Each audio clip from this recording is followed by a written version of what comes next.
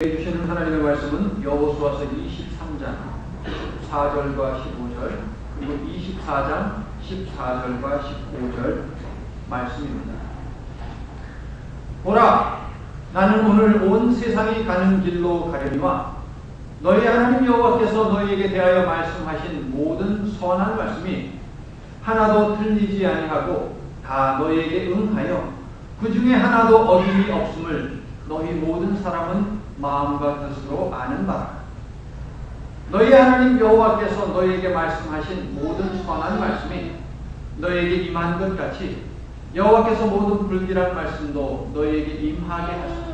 너희 하나님 여호와께서 너희에게 주신 이 아름다운 땅에서 너희를 멸절하기까지 하실 것이다. 24장 14절입니다. 그러므로 이제는 여호와를 경외하며 온전함과 진실함으로 그를 섬기라.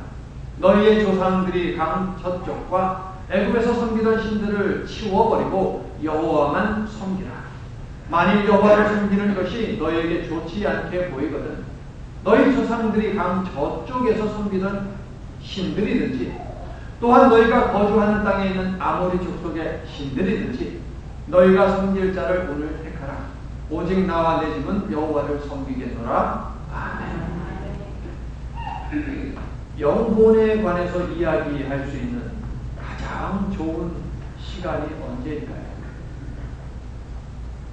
죽음을 앞둔 시간이 아닐까 싶습니다.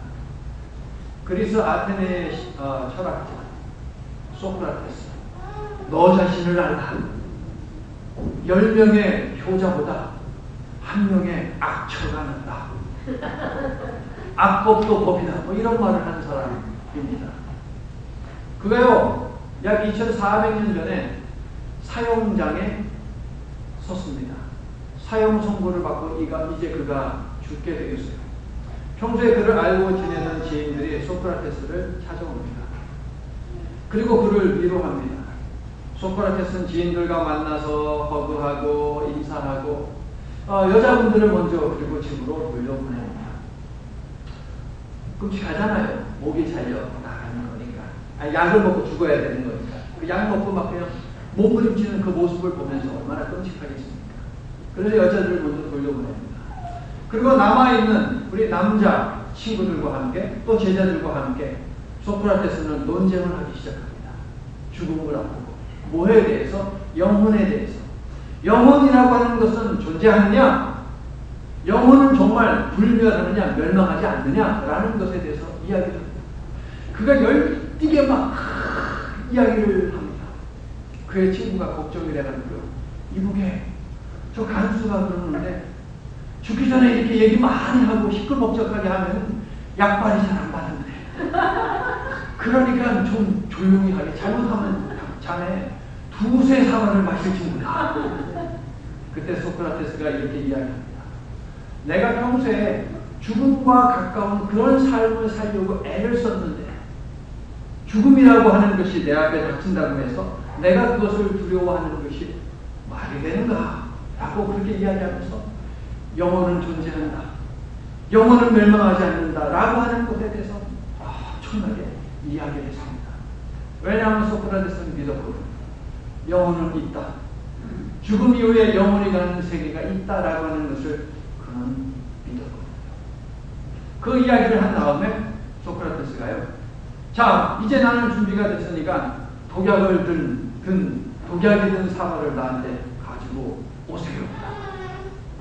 간수가 약을 가지고 딱 왔습니다. 그리고 소크라테스 앞에 탁 놓자마자 그것을 들고 마셨습니다.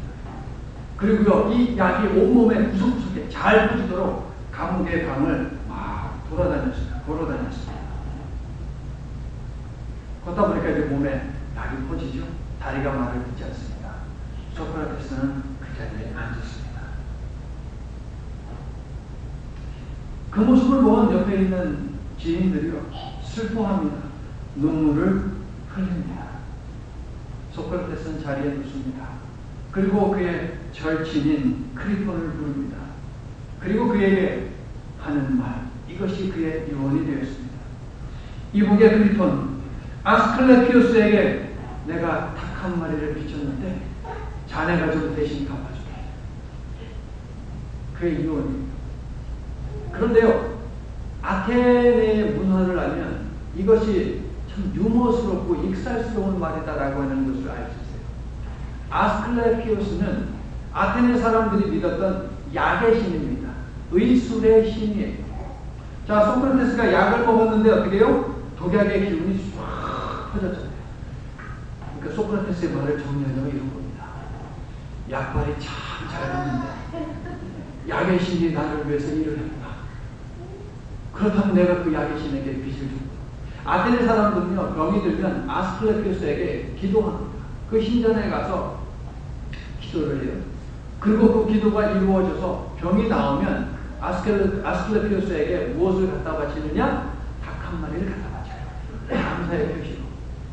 그러니까 소크라테스는 이 자기를 죽음에 이르게 하는 그 약발이 너무나도 잘 받았기 때문에 그 감사의 표시로 아스클레피오스에게 닭 한 마리를 드리고자 했던 것이죠. 어떻습니까? 죽음 앞에서도 의연할 수 있는, 초연할 수 있는 그 비결. 이것이 여러분에게 주어진다면 여러분들 받으시겠습니까? 아니면 개똥밭에 불러도 이승이 좋다니까. 아무리 좋은 죽음의 비결이라고 해도 그것은 사양하시겠습니까? 사양하지 마시고. 여러분들이 너무 길면 외우지 못하고 너무 길면 복잡하고 헷갈려 하실까봐 제가 딱 2단어로 정리해서 그 비결을 여러분께 드리려고 합니다. 받으실래요? 싫어요? 대답이 시원찮네요. 그 2단어가 뭘까요? 오직 야훼. 오직 야훼. 뭐 야훼는 우리 성경에 여호와라고 그렇게 되어 있죠. 그러므로 오직 여호와라고 이야기를 해도 되고요. 신약 성경 용어로 하면 오직 예수라고 이렇게 얘기할 수 있겠죠. 향년 110세를 끝으로 이스라엘의 위대한 지도자 여호수아도 눈을 감게 되는데, 죽음이 임박함을 안 여호수아는 2번에 걸쳐서 유언을 남깁니다. 여호수아는 참으로 굵직굵직한 삶을 산 사람이에요. 40년 동안 그는 이집트에서 노예로 살았던 사람입니다. 하나님께서 430년이라는 오랜 침묵을 끝내시고 여호수아를 비롯한 그의 동족들을 억압, 착취, 그것이 있는 이집트에서 빼내십니다. 그러나 기쁨은 잠시 또 다른 답답한 삶이 광야에서 펼쳐지는 여호수아는 믿음이 있는 사람이었기 때문에 하나님께서 약속하신 그 땅에 금방 들어갈 수 있는 사람이었어요. 그런데 다른 백성들이 여호와 하나님의 말씀에 순종하지 않습니다. 경청하지 않아요. 온갖 불평과 원망의 말을 쏟아내 놓았어요. 그래서 그들로 인해서 또 다른 40년을 광야에서 보낼 수밖에 없었죠. 40일이면 정말 넉넉히 40일이면 충분히 들어갈 수 있는 그 거리를 40년 동안 광야에서 유랑하며 방랑하며 지냈다는 것이죠. 그 세월을 하나님과 함께 동역한 모세의 수종을 들면서 여호수아는 여호와라고 하는 신이 도대체 어떤 신인지를 정확히 배워 나갑니다. 인간이 지닌 죄성의 문제, 그럼에도 불구하고 무한하게 무제한 부어주시는 여호와 하나님의 사랑, 그것을 마음과 영에 새기면서 축복으로 이어지는 유일한 통로는 순종이다라고 하는 것을 여호수아는 아주 정말 뼈에 새기도록 배웠습니다.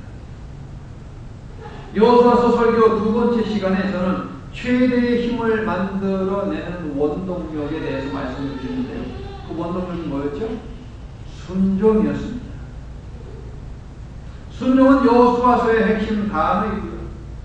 여호수아서, 사무엘 상하서, 열왕기 상하서를 기록한 저자라고 추정해서 우리 학자들이 부른 그 이름을 붙인 저자가 있습니다. 신명기적 역사가예요. 신명기적 역사가가 믿음의 사람들에게 주고자 했던 한 단어가 무엇이냐면 순종이에요. 그것이 복받는 비결이라고 역대기 사가는 신명기 사가는 계속해서 강조를 합니다. 그것이 최후의 한 단어였습니다. 그렇기 때문에 세 번째 설교에 한 번 더 순종을 내가 강조를 했는데, 순종하는 믿음이 하나님을 움직인다라고 하는 제목으로 말씀을 한 번 더 드렸습니다. 우리 교회 홈페이지 만들었습니다. 주보에 보면 kapcenter.org라고 하는 것이 있어요. 컴퓨터에다가 혹은 전화기가 컴퓨터가 되고 인터넷이 되면 kapcenter.org라고 딱 치시면요, 그러면은 설교를 여러분들이 들을 수 있는데요. 여호수아서 설교 오늘까지 24개의 설교가 거기 전부 다 실려 있어요. 혹은 젊은 분들 유튜브라는 것이 있어요. 유튜브에다가 KABC 썸터 치잖아요. 그러면 바로 우리 교회 설교 바로 올라옵니다. 거기서 보시면은 여호수아서 설교 첫 번째, 두 번째, 세 번째, 지난주 설교 23번째 설교까지 다 들을 수 있습니다. 자, 순종 정말 중요한 단어인데요. 이 순종의 힘을 배우면서 그리고 불순종의 비참한 결과를 목격하는 가운데 여호수아의 리더십은 만들어졌다는 것이에요. 시편 119편 시인의 축복대로 하나님의 말씀을 참 다양하게 이야기합니다. 이 시인은 주의 법, 주의 교훈, 주께서 가르치시는 길, 주의 법도, 주의 율례, 주의 계명, 주의 의로운 판단, 이 하나님의 말씀에 순종함으로 흔들리는 일도 부끄러움 당하는 일도 없는 복된 삶을 사시기를 축원합니다. 모세에 이어서 이스라엘을 약속의 땅으로 인도하도록 명받은 여호수아, 그는 가나안 정복 전쟁을 치르고 그 땅을 나눠주고 백성들이 여호와께서 주시는 그 땅에서 안식을 누리며 살도록 인내했습니다. 동분서주했습니다. 몇 년 동안? 25년에서 30년 동안. 그가 모세의 뒤를 이은 때를 80세에서 85세 정도로 보는데, 그가 85세 때 지도자로 부름을 받았다면 그가 110세에 죽었기 때문에 25년 동안 그는 하나님을 섬긴 사람이에요. 25년이라는 세월을 위해서 85년을 준비했다. 하나님의 리더십 철학이 엿보이는 대목입니다. 하나님께서는 동역자로 누군가를 사용하실 때 절대 대충 급조하지 않으세요. 다른 예를 들어볼까요? 모세가 하나님의 백성들을 이끌고 하나님을 위해서 40년 동안 섬겼는데요. 그가 몇 년 동안 준비를 했습니까? 80년 동안 준비를 했습니다. 다윗이 40년간 이스라엘 백성의 왕이 되어서 다스렸는데요. 그 40년의 삶을 위해서 40년 동안 도망다녔어요. 사울의 눈을 피해서. 1, 2년 그렇게 도망다는 게 아니에요. 40년. 대단하지 않습니까? 우리 예수님은 어떻습니까? 너무 심해요, 우리 예수님의 경우는. 3년 섬기자고 30년 침묵의 시간을 가지셨어요. 준비 기간이 30년이었습니다. 10분의 1의 삶을 위해서 10분의 9를 준비하셨다. 성도 여러분, 하나님의 동역자는 목사만이 아닙니다. 안수 직분을 받았다고 장로님들, 그 다음에 안수 집사님들만 동역자다? 결코 그렇지 않습니다. 하나님은 우리 개개인 모두를 교회라는 타이틀을 붙여서 불러주셨어요. 우리 개개인의 삶을 통해서 하나님의 교회가 튼튼히 세워지기를 원하고 계신다는 말이죠. 말도 통하지 않는 이 미국 땅, 문화도 다른 이 미국 땅, 게다가 가족이나 친척도 없는 이 땅에 들어와 살면서 성도 여러분 얼마나 많이 외롭고 괴로운 시간을 보내셨습니까? 때로 자주 억울하기도 하고 눈물도 많이 흘리고 화도 많이 나는 세월을 보내면서 여러분은 다듬어지셨습니까? 아니면 더 거칠어지셨습니까? 하나님의 말씀으로 다듬어져야 하는데 그리스도인으로 성숙되어지기보다 마음도 생각도 입도 많이 험해진 상태, 그대로 살고 있지는 않은지 우리는 냉철하게 하나님 앞에서 스스로에게 물어보아야 합니다. 부드러움 대신에 사나움이, 칭찬보다 불평이 있는 그대로가 아닌, 이 미국 땅에 살다 보니까 자꾸 넘겨질 거예요. 자꾸 앞서서 내려고 생각합니다.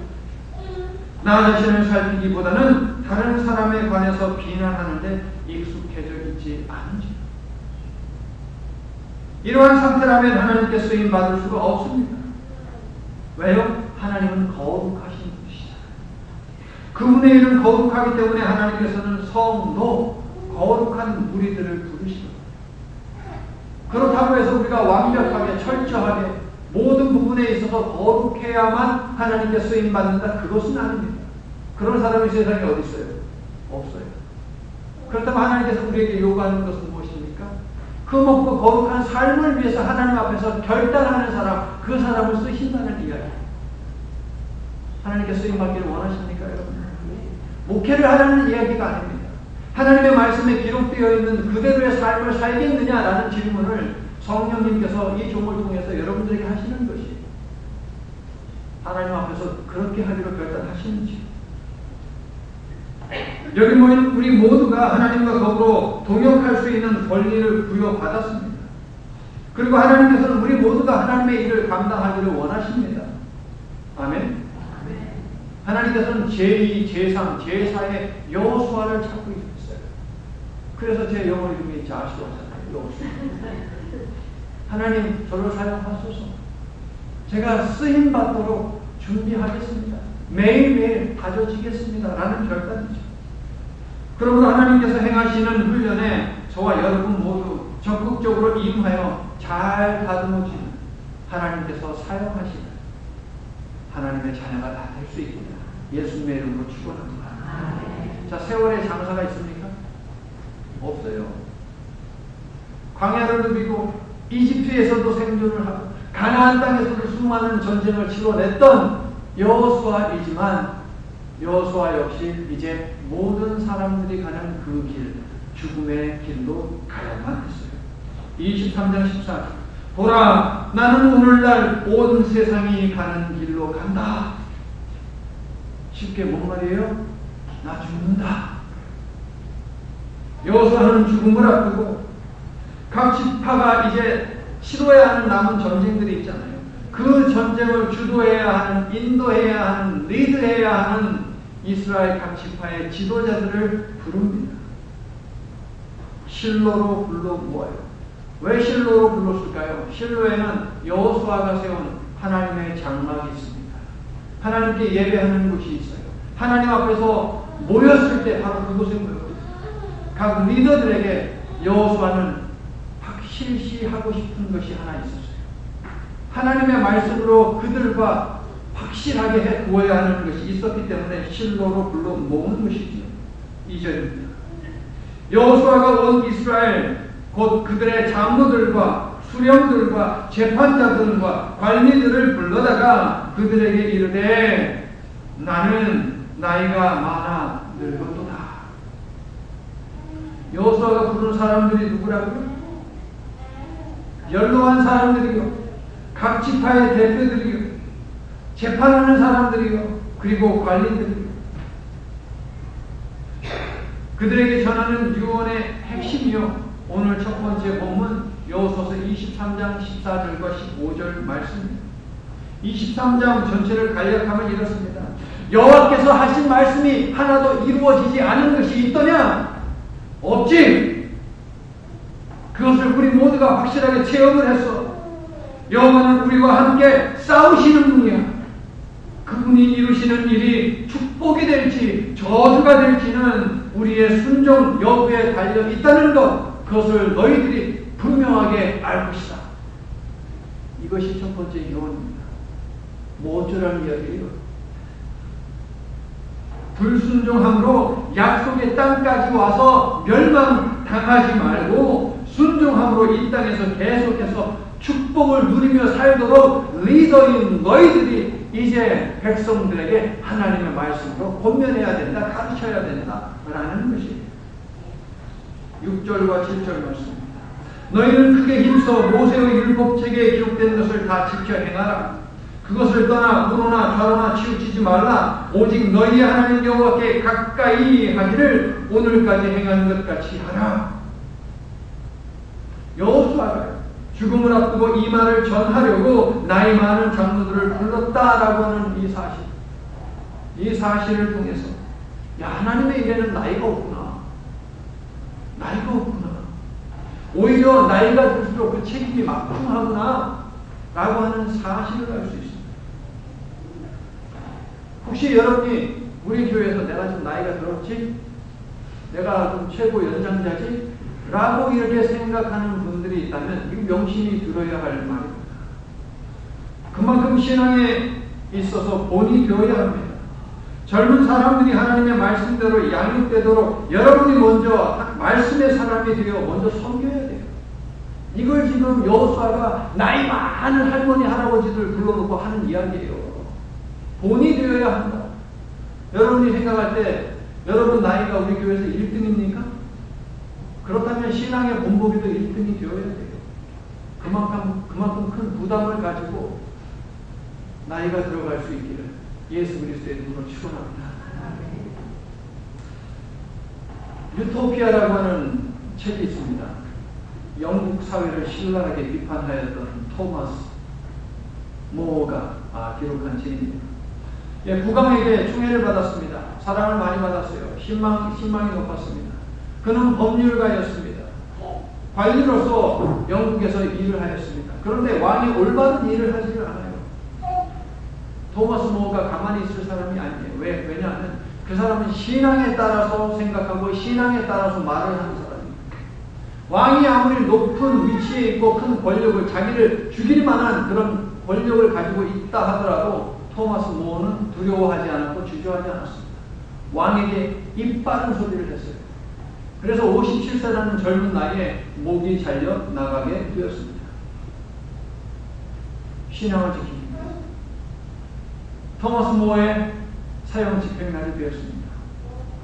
자, 목이 잘리는 그 위에 올라갑니다. 그리고 사형을 집행하는 집행관에게 다가가서 한번 끌어안으면서 이런 이야기를 합니다. 이보게, 자네가 할 일을 하면 돼. 그런데 좀 주의를 하나 좀 해주겠나? 내가 좀 목이 짧거든. 그러니까 목을 자를 때 좀 조심해다오. 참 죽음의 순간에도 어쩜 이렇게 소크라테스처럼 토마스 모어처럼 익살스러울 수 있을까? 비록 그들처럼 여유롭고 유머스러운 유언을 남기지 않았지만 여호수아 역시 그들처럼 죽음에 연연하지 않았고 죽음보다 더 중요한 신앙의 삶을 지향했어요. 영혼이 들어가는 그곳을 갈망을 했습니다. 그리고 그 삶을 그의 동료 지도자들과 후손들에게 알려주었습니다. 여호수아에게 본받아야 하는, 배워야 하는 여러 가지 것들이 있겠지만 여러분들 일 안 하시는 분들이 우리 홈페이지 거기 들어가셔서 설교 한번 다시 쭉 들어보세요. 배워야 할 건 많아요. 그런데 배워야 하는 것 단 한 가지 압축시켜서 이야기하자면 신약시대의 말로 오직 예수입니다. 여호수아 시대에는 오직 야훼라고 할 텐데요. 야훼냐 여호와냐 이 논쟁은 학자들 사이에서 이제 거의 끝났어요. 야훼라고 하는 것이 옳겠다라고 이야기해요. 근데 여전히 우리 성경에는 여호와로 번역이 되어 있지만 우리가 믿는 그 하나님의 이름이 바로 야훼 혹은 여호와입니다. 23장과 24장 두 번에 걸친 여호수아의 유언이요 바로 오직 야훼, 오직 여호와예요.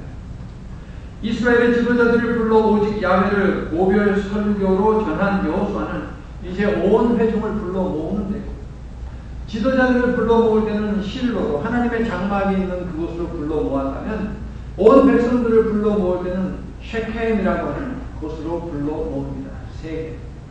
왜 그곳으로 불러 모았을까? 그곳이 언약이 배어있는, 하나님의 약속이 배어있는 곳입니다. 아브라함이 하나님으로부터 약속을, 축복의 약속을 받습니다. 그 약속을 받고 제단을 쌓은 곳이 바로 세겜이에요. 야곱이요, 지 멋대로 할 것 다 하면서 살았어요. 하란에서. 그렇죠? 많은 재산을 쌓았습니다. 그리고 그 재산을 가지고 오지요. 그런데 이것이 아니다 싶었어요. 그래서 야곱이 자기 집안에 있는 모든 이방 그 신상들을 갖다가 다 땅에 묻어버립니다. 그곳이 바로 세겜입니다. 요셉이 이집트 땅에서 죽을 때에 유언을 남깁니다. 내 뼈를 이곳에 묻지 말아다오. 약속의 땅에 가거든 그곳에 묻어다오 라고 간절히 소원을 아뢰시오. 그래서 야곱의 뼈가 묻혀있는 것 바로 세겜입니다. 여호와의 언약을 떠올리며 그 약속을 붙들도록 만들기 위해서 여호수아는 온 이스라엘 백성들을 세겜으로 불러 모은 것입니다.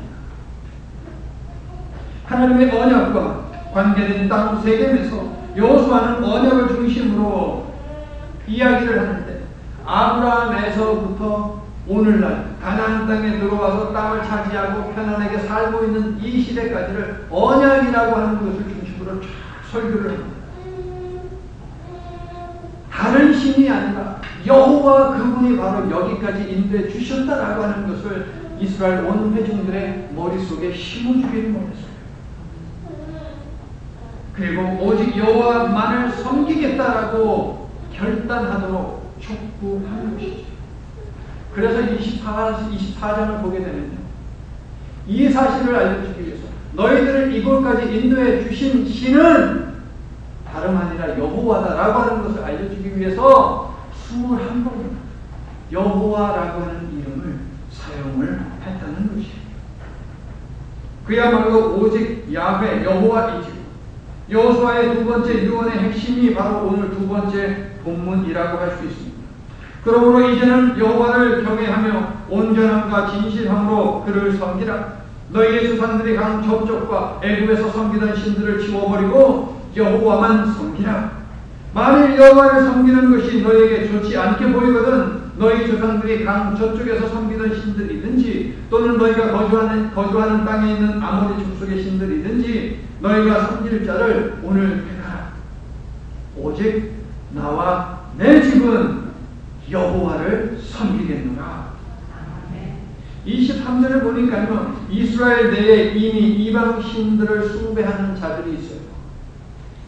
시간이 얼마나 지나도 그 하나님을 그냥 잊어버리고 버려버리고 이방 신을, 가나안 신들을 숭배하는 자들이 나옵니다.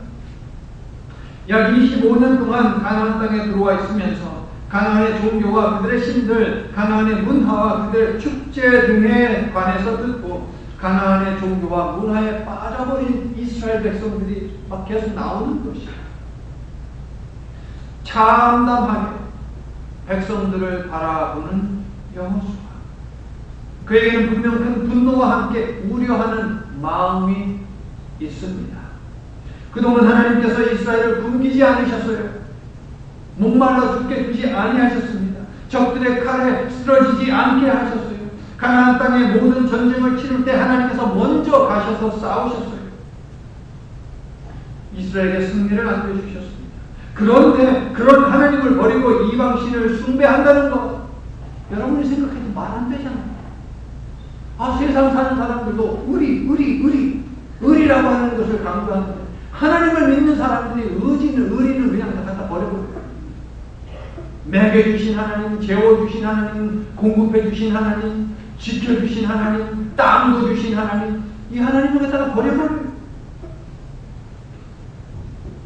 버려버리고 여호와 하나님이 아닌 가나안 이방 신들에게 찾아가서 그들에게 절언합니다. 예배합니다. 들어보니 어떻습니까? 여러분도 화가 나지 않습니까? 여러분도 화가 나죠. 여호수아는 분명하게 목격했습니다. 19절의 말씀처럼 여호와는 질투하는 신이기 때문에 우상 숭배를 결코 좌시하지 않는 분이시며 반드시 그 허물과 죄에 대한 책임을 물으신다는 거예요. 그러니 얼마나 안타깝고 두려운 마음이 들었겠습니까? 걱정하지 않을 수가 없습니다. 그래서 지금 당장 이방 신들을 없애버려라 라고 22절에서 명령을 하는 것이죠.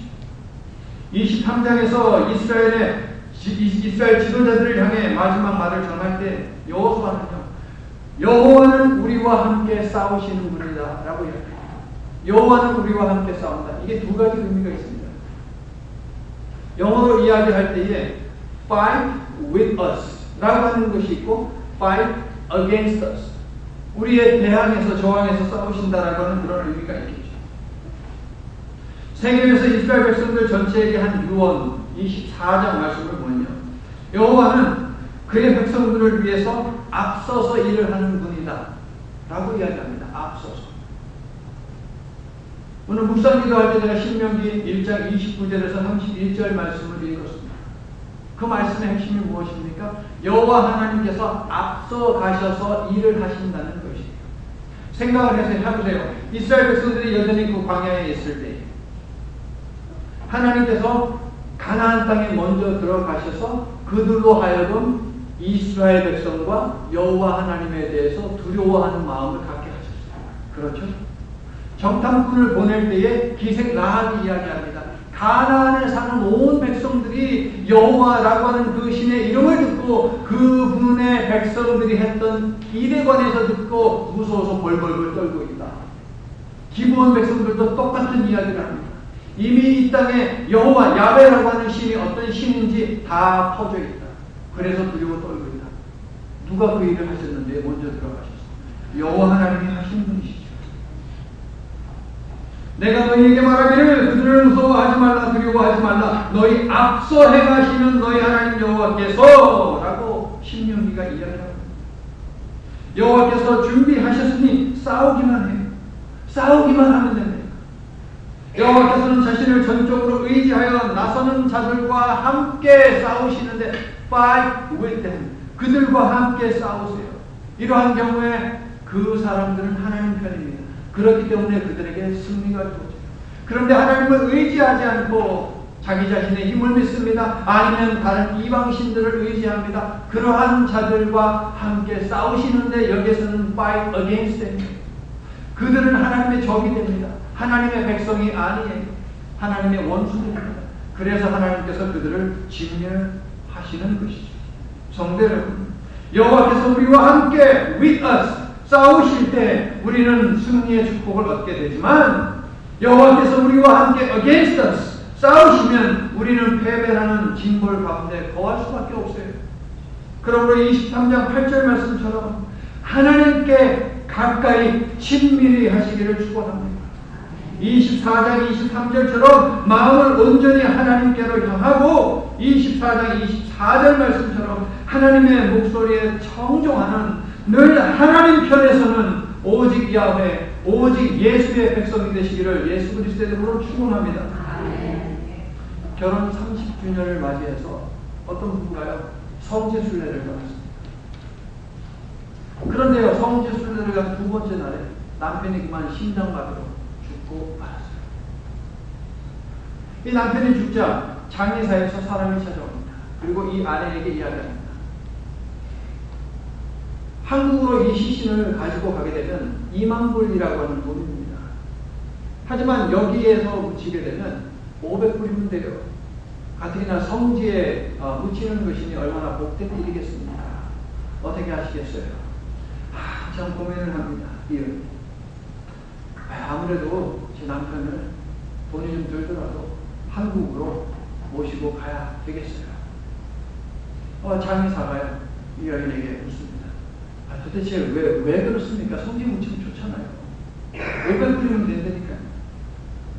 제가 듣자니 예수라고 하는 사람이 이 땅에 묻혔는데 3일 만에 다시 살아났다면서요?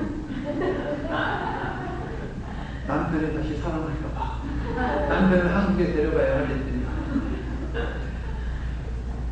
성도 여러분, 이 시간 이스라엘을 걱정스러운 마음과 답답한 마음으로 바라보면서 단호하게 결단을 촉구하는 여호수아의 질문 앞에 우리 모두가 설 수 있기를 원합니다. 나와 내 집은 오직 여호와만을 예배할 것인데 너희들은 여호와와 우상들 중에 무엇을 선택할 것이냐? 오늘 지금 당장 결정해라. 여러분의 선택은 무엇입니까? 그 어느 누구도 여러분의 선택을 대신 만들어줄 수 없어요. 여러분이 결정해야 돼요. 여호와 하나님만을 끝까지 예배할지 다른 종교를 버릴지 선택은 여러분의 몫입니다. 아직 결정을 못 내리신다면 이스라엘이 왜 오직 여호와 야훼를 선택을 하였는가? 그 이유를 좀 말씀을 짧게 드릴게요. 16절에서 18절에 나오는데요. 첫째, 말씀이 이렇게 되어 있죠. 우리가 결단코 여호와를 버리고 다른 신들을 섬기지 아니하오리니 이는 우리 하나님 여호와께서 친히 우리와 우리 조상들을 인도하여 애굽 땅 종되었던 집에서 올라오게 하셨기 때문이다. 무슨 이야기입니까? 여호와는 모든 굴레에서 우리를 자유롭게 하시는 분으로 예수 그리스도를 통해서 죄의 사슬에서 죽음의 권세에서 우리를 자유롭게 하시는 분이십니다. 그래서 오직 여호와입니다. 두 번째, 우리 목전에서 그 큰 이적들을 행하셨기 때문입니다. 그러므로 두 번째, 여호와는 모든 주권을 가지신 분이세요. 1월 성신, 우주 삼라만상 모든 것을 여호와 하나님께서 만드셨기 때문에 여호와 하나님은 그것을 움직이실 수 있는 분이시죠. 태양을 움직이십니다. 바람을 움직이십니다. 우박들을 떨어지게 하십니다. 지진이 나게도 하십니다. 그런데요, 모든 이적, 기적들 중에서 가장 큰 기적은 무엇입니까? 나 같은 죄인이 용서 안 받고 나 같은 죄인이 구원을 받는 것, 이것이 기적 중에 가장 큰 기적 아니겠습니까? 내 죄를 용서하기 위한 여호와 하나님의 방법이 십자가였으니 어찌 기적이 아니겠습니까? 그래서 여호와여야만 합니다. 세 번째, 우리가 행한 모든 길과 여호와 하나님은 우리는 목자라고 합니다. 목자 되시는 그분은요, 우리를 지도하십니다. 올바른 길로 가도록, 생명이 있는 그 길로 가도록 지팡이를 들고 우리를 인도하시는 분이세요. 네 번째로, 여호와께서 또 모든 백성들과 이 땅에 거주하던 아모리 족속을 우리 앞에서 쫓아내셨습니다. 선한 목자 되신 우리 여호와 하나님의 손에는 지팡이만 있는 것이 아니라 막대기도 있습니다. 이 두 가지 차이에 대해서는 우리 지난 금요일 날 함께 그림을 보면서 나누기도 했는데, 그 막대기를 통해서 모든 사나운 원수들을 막아주시더라라고 하는 것입니다. 그러므로 원수들이 모이하여 한 길로 몰려오며 내 몸을 조여온다고 해서 성도 여러분 두려워하지 마시기를 바랍니다. 여호와께서 그들이 비록 한 길로 왔지만 7길로 도망가도록 만들어 주십니다. 제 말이 아닙니다. 여호와께서 너를 대적하기 위해 일어난 적군들을 내 앞에서 패하게 하시리라. 그들이 한 길로 너를 치러 들어왔으나 내 앞에서 7길로 도망가리라. 아멘.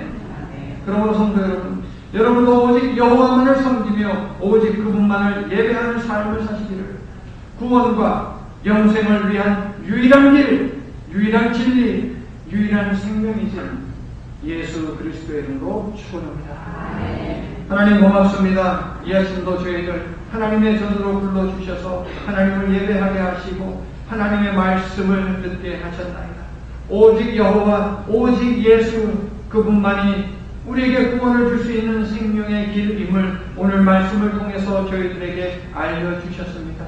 하나님, 우리의 일생도 이제 여호와 하나님을, 예수님을 떠나지 아니하는 삶이 되기로 저희들 결단합니다. 이 믿음 끝까지 지켜주셔서 하나님 나라에 들어갈 때까지 저희들 흔들리지 아니하도록 도와주시옵소서, 붙들어 주시옵소서. 예수님 이름으로 기도드립니다. 아멘.